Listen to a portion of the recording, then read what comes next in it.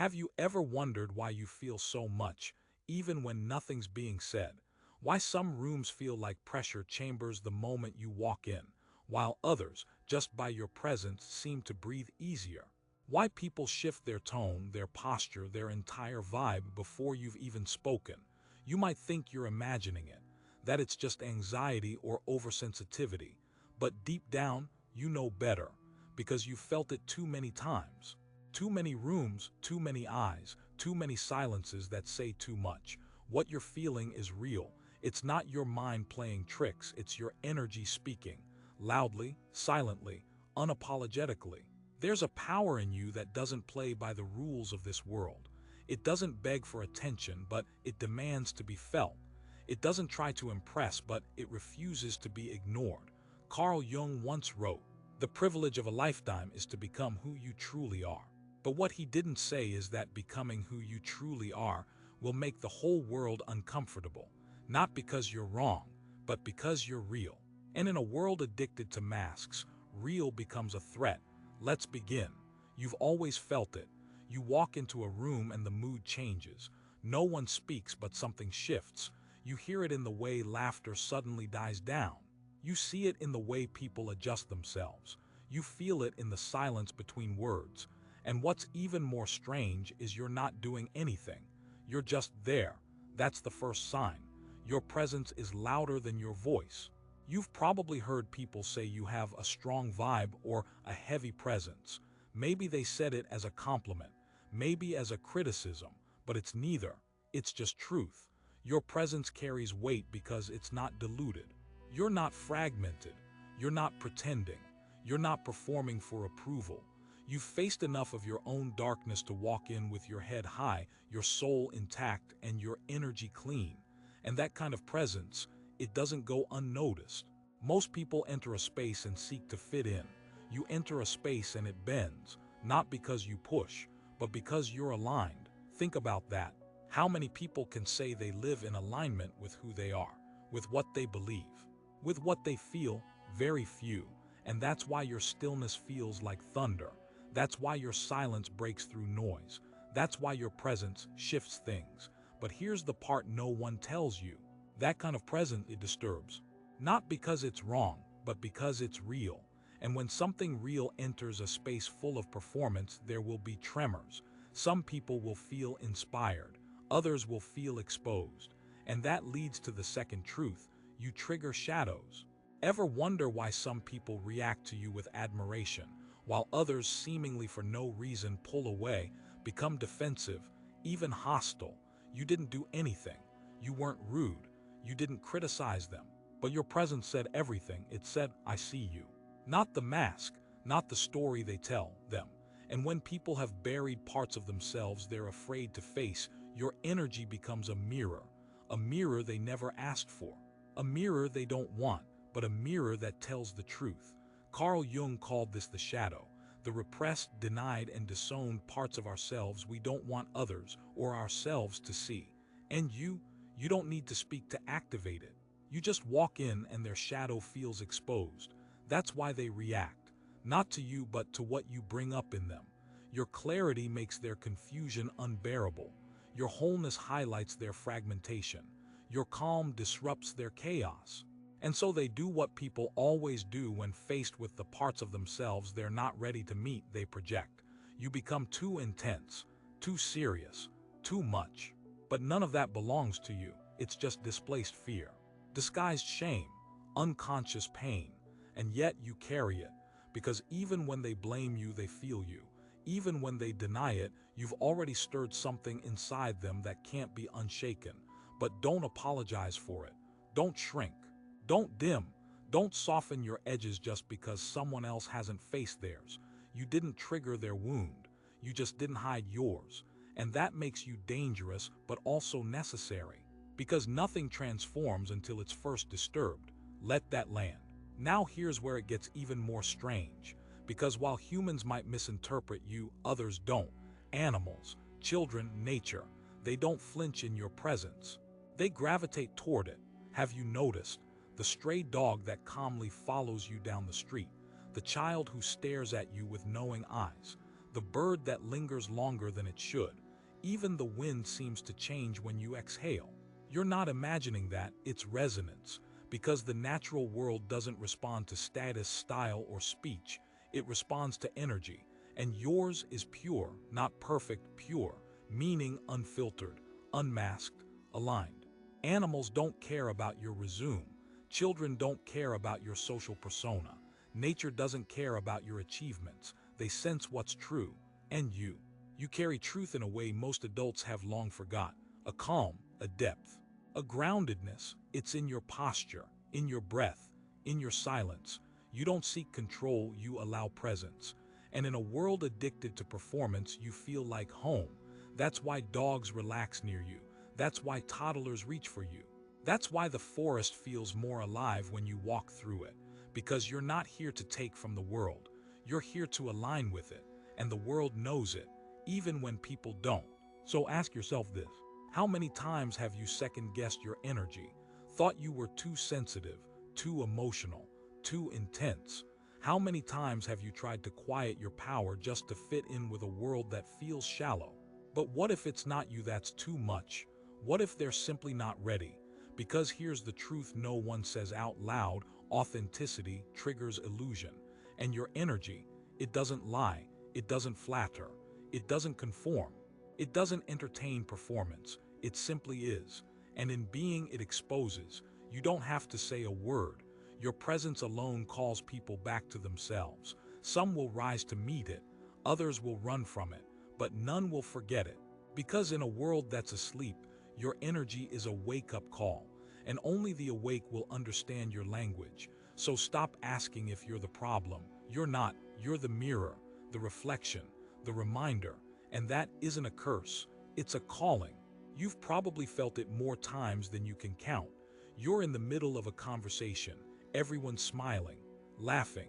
The tone is light. The words are harmless, but something in your body tightens. A flicker in someone's eyes. A strange edge in their voice. A tension so subtle it would go unnoticed unless you were you. And you are, so you notice. Instantly. You don't know why, but you know something's off. They didn't say anything wrong. But your intuition speaks louder than their words. This is the next sign of your energy. You read people without words. Carl Jung called it the symbolic mind, the ability to interpret reality beyond the surface, to see the invisible architecture behind human behavior. You don't just hear people, you feel them, their energy, their emotional residue, their contradictions, their wounds, no matter how buried. Most people navigate the world by what's said. You navigate it by what's left unsaid. The fake laughter, the half-hearted compliments, the sudden shift in tone when your truth steps into the room. You catch it all, not because you're trying to, but because your perception is too clear to miss it. And once you start sensing through energy, you can't go back to pretending you don't. But here's the cost. Surface-level conversations exhaust you. You try, you smile, you nod, you play along, but inside, you're drained. Small talk doesn't just bore you, it feels like static in your nervous system. Why? Because your soul was not built for superficiality.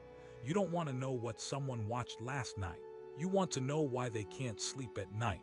You want to touch what's real, the grief they hide, the dream they gave up on, the truth they haven't said out loud. You want to feel what pulses beneath the mask, not out of nosiness, out of reverence, because truth is sacred to you, and when it's absent, your spirit begins to itch. You don't belong in circles where pretending is the currency. You belong where vulnerability breathes, but that kind of depth, it's rare, and it's often misunderstood. People call you intense. They say you take things too seriously. They might even laugh it off, not realizing that behind your calm eyes is someone who sees right through them. But that's your nature. You see people, you feel them beyond their stories. You hear what their soul is whispering beneath the noise. And that's why your silence often speaks louder than their words. This brings us to another truth. You attract what's real and repel what's fake. Instantly, you're not neutral. You never have been. Your energy either resonates or it reveals. There's no in-between. People either feel safe with you deeply, immediately, or they feel exposed. They may not know why, but their nervous system does. Because when someone's used to performance, truth feels invasive. When someone's used to manipulation, clarity feels like a threat. When someone's used to being unseen, your gaze feels too honest. And it is. You don't do fake. You don't fake your emotions. You don't fake your words. You don't fake your presence. And because of that, you don't attract the fake for long. They either leave or they transform. And that's not ego. That's energetic law. You don't have to push people out. Your frequency simply won't match theirs. You don't have to end relationships. They dissolve when the performance can no longer hold its shape. It's not rejection. It's purification. You are a filter, a reminder, a disruption to anything that cannot stand in truth. And that can feel lonely, isolating even, but you weren't built for the crowd. You were built for connection. And there's a difference. Crowds want comfort. Connection wants truth. And that's what you carry, truth, even in silence. Which leads to another paradox of your presence. Your silence is loud. You don't raise your voice. You don't demand the floor. You don't interrupt. But when you're in the room, everything shifts. People sense you. They listen differently. They speak more carefully. Because silence, when rooted in clarity, becomes pressure. And you are pressure, not the kind that forces, the kind that reveals. While others are scrambling for attention, your stillness says, I don't need to be seen, I am. You don't posture, you don't perform, you observe, you listen, you feel. And that unnerves people who mistake silence for weakness. But your silence is strength. It says, I've done the work, I know who I am. I don't need your approval to exist. That kind of quiet isn't passive, it's surgical. It cuts through the noise, it exposes the fragile, it awakens the sleeping. And it reminds people, not through words but through energy, that presence doesn't need a microphone. It just needs to be true. So yes, you may intimidate without trying. You may be misunderstood, misread, misjudged. But make no mistake, your presence is doing something most people aren't ready for. It's calling them back to their essence. And some will resist, but others will awaken. Because that's what your energy does. It calls the real to the surface. And when the real finally emerges, everything begins to change, even if it takes time, even if it comes through discomfort. You're not just here to exist, you're here to transform, and not by fixing others, but by being what others forgot they could be, real, aligned, awake. So don't dilute your power to match what's unhealed. Don't silence your truth to protect someone else's illusion. You were not born to fit in. You were born to reveal, to reflect, to expose, to inspire. And your presence is already doing exactly that. Let it. You've been told you're calm, steady, grounded, but they don't know what it took to get here. They don't see the storms you survived, the inner battles that left scars no one else could see. You walk with peace now, but that peace wasn't handed to you. It was earned, in silence, in solitude, in shadow. This is another truth about you. You carry a warrior's calm. It's not the calm of someone untouched by chaos. It's the calm of someone who met chaos face to face and didn't flinch. You've been through pain that doesn't have language, loneliness that doesn't end when the room fills. You've had to hold yourself through nights when even your own thoughts felt unsafe. And somehow you kept going, not with noise, not with violence, but with stillness. That's what people feel when they sit beside you and grow quiet. It's not just your energy, it's your history. It's every storm that failed to break you. It's every truth you chose to face instead of run from. It's every moment you cracked and kept breathing.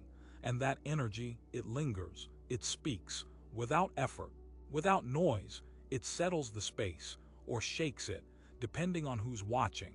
Because those who respect the work, the inner work, they sense your power and feel safer in your presence. They breathe easier, they listen more. But others, they don't know what to do with you. They've only known power that screams, not power that breathes.